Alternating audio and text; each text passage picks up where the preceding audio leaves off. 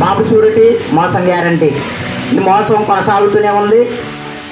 బహుశా ఈ మోసం కోసమే బాబు గారు పుట్టుంటారు. బాబు గారి కోసం ఈ మోసం పుట్టుంటుంది. ఇంత దౌర్భాగ్యమైన పాలన ఈ భారతదేశ చరిత్రలో ఏ రాష్ట్రంలోని కూడా ఉన్నదనేసి ఆ దౌర్భాగ్య పాలన మన నవ్యాంధ్రప్రదేశ్ రాష్ట్రంలో కూటమిగా ఏర్పడినటువంటి మరి ప్రభుత్వమేననేసి సందర్భంగా తెలియజేస్తున్నాను.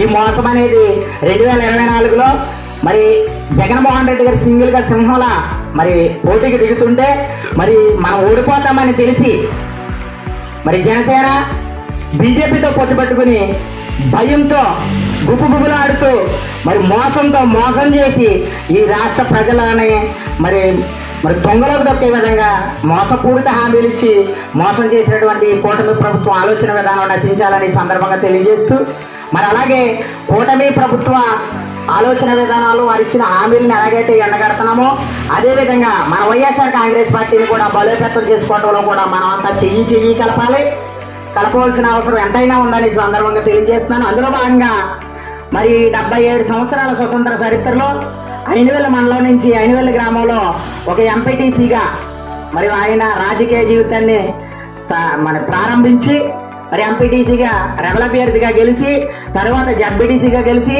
నేడు జగన్మోహన్ రెడ్డి గారి ఆశీస్సులతో మన పీగన్నవరం నియోజకవర్గానికి కోఆర్డినేటర్గా చేసినటువంటి మరి సామాన్య కార్యకర్త అయినటువంటి మరి గన్నవరం శ్రీనివాసరావు గారిని మనం చెయ్యి కలిపి ముందుగా నడిపించవలసిన అవసరం ఎంతైనా ఉందని సందర్భంగా తెలియజేస్తున్నాను. ఎందుకంటే మనం రాజకీయాల్లో తిరిగినప్పుడు ఏమనుకుంటామంటే ఇంత కష్టపడుతున్నాం, ఇంత శ్రమిస్తున్నాం, ఈ జెండా పట్టుకుని వస్తున్నాం, కానీ మనకు అవకాశాలు రావట్లేదు, మనకు కూడా ఏదో అవకాశం వస్తే బాగుంటుంది అనేసి ప్రతి ఒక్కరు కూడా 100% కూడా ఆలోచిస్తారు. అలాంటి సందర్భంలో మనందరితో కలిపి తిరిగినటువంటి గన్నవరం శ్రీనివాసరావు గారికి ఒక సామాన్య కార్యకర్తగా ఇవాళ కోఆర్డినేటర్ స్థాయి వచ్చిందంటే అది మన నాయకుడు జగన్మోహన్ రెడ్డి గారి చిత్తశుద్ధి అనేసి ఈ సందర్భంగా తెలియజేస్తున్నాను.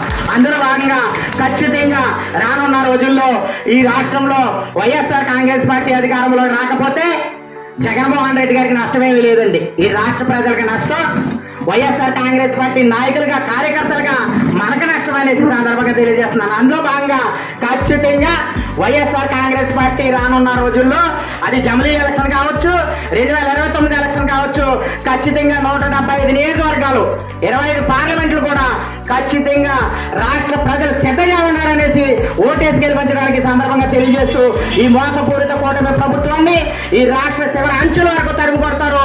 అందులో ఎలాంటి డౌట్ లేదు. ఎందుకంటే ఈ 13 నెలల పాలనలో కూటమి ప్రభుత్వం ఎంత దౌర్భాగ్య పాలన చేసిందో ఈ రాష్ట్ర ప్రజల్ని, రైతుల్ని, విద్యార్థుల్ని, మరి యువకుల్ని, నిరుద్యోగుల్ని మొత్తం అందరినీ కూడా